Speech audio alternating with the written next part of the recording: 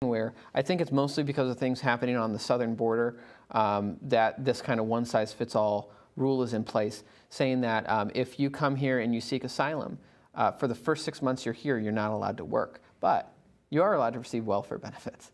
And that's kind of backwards, don't you think? You know, so... well, I would think the argument for that would be vetting, right? I mean, well, I guess... as it applies to Maine. I guess what I'm saying is like... In terms of people's ability to work? Yes, in terms of people's ability to work. So I would love to see on the federal level, I'd love to see the federal level leave this decision to the individual states. The problem is, even beyond just the initial 6 months, you have cases where individuals they've done everything right, they've waited their 6 months, they've filed all their papers in time, they get a work permit, maybe they're working a job for the period that the work permit is good for. They file to renew it by the time they're supposed to, but because of the backlog in the federal government, their work permit expires before they get a new one issued to them. I would love to see on the federal level, if there are problems on the southern border I'm not going to second guess, what these other states need to do, but in Maine this is causing a very real problem. I would love to see the federal government say, look, we're going to let states decide some of these issues if they want to be more lenient on the work requirements, and I would so much rather see if someone is here and they are capable and they are willing to work and they have someone who's willing to employ them. I would much rather see them doing that than us forcing them into a situation where they have to depend on welfare. So just so kind of to be clear here, with the issue with, because in Maine it's a lot of asylum seekers, like you said, as opposed to immigration over that goes on. And I mean, I guess they are applying for asylum as well, but it's different. Right. A lot of it is asylum seekers from countries like Burundi, Somalia, Uganda.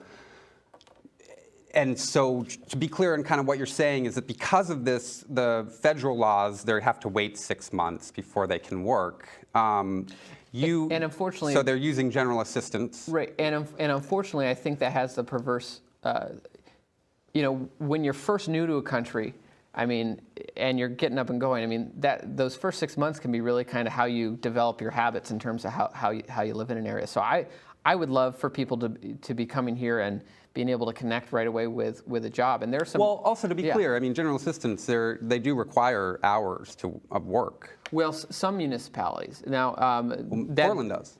Portland does. Well, I know it's different from municipality to municipality. I know a lot of municipalities who have concerns if they were to impose the work requirements associated with that what happens if someone gets hurt, and then there's liability. So I know a lot of municipalities that they are allowed to have work requirements associated with that, but I know a lot of municipalities that simply don't because of the concerns over liability. So to be clear, though, with this asylum, with this issue, for you, it's an issue of these people who are not allowed to work, and therefore they're using general assistance. If we were able to get rid of that time or shorten it, you're pro these people being in our state. I've always said I don't care where someone is from.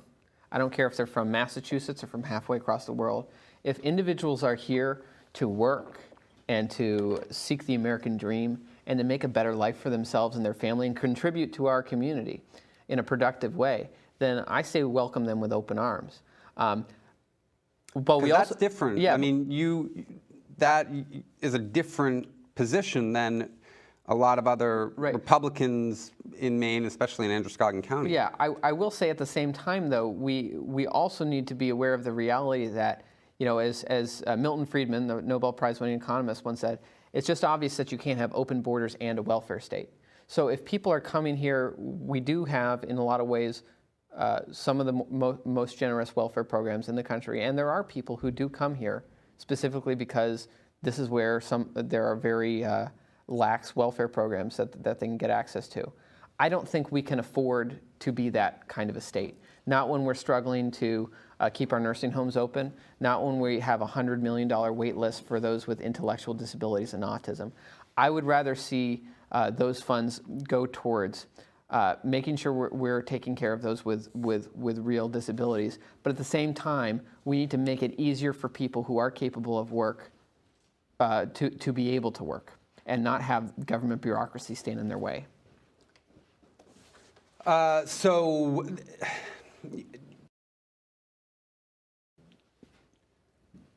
you,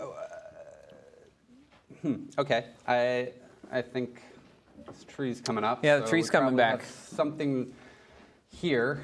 What is this tree? You have a folio folder. All right, let's see, what, can you open that up?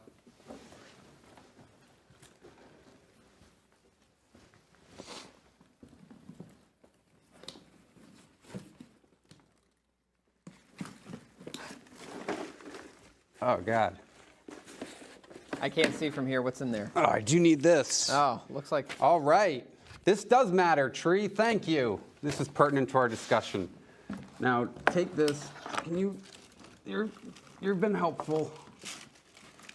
Go. Okay, you got it? Great. Go. All right.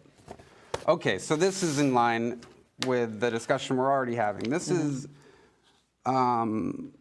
Lawrence Lockman proposed this bill. You're a co-sponsor on it. An act to ensure compliance with federal immigration law by state and local government entities. Now, with this thing, as someone who advocates for small government, local control, and states' rights, how do you reconcile establishing a new mandate that Maine's towns and cities cooperate with the messy federal bureaucracy? So it's a situation of what are the constitutional areas of authority? There are some things that the federal government does that they have no business doing. Things like prohibiting cannabis. Nowhere in the Constitution do they have the authority to do that, but they do have the authority for naturalization, for Article 1 or Section 8. Right. That they have the authority to say how we naturalize. Right. So they do have authority over immigration policy. And you and I might agree or disagree with that immigration policy. I personally think that we do need to look at changes to the immigration policy. But while that is the case, that is one of the areas that the federal government does have legitimate constitutional authority over. Well, you just earlier said that you wanted individuals to leave it up to the individual states to determine for the work. Right. I would period. like the federal government to grant that authority to the states to determine things like work permits.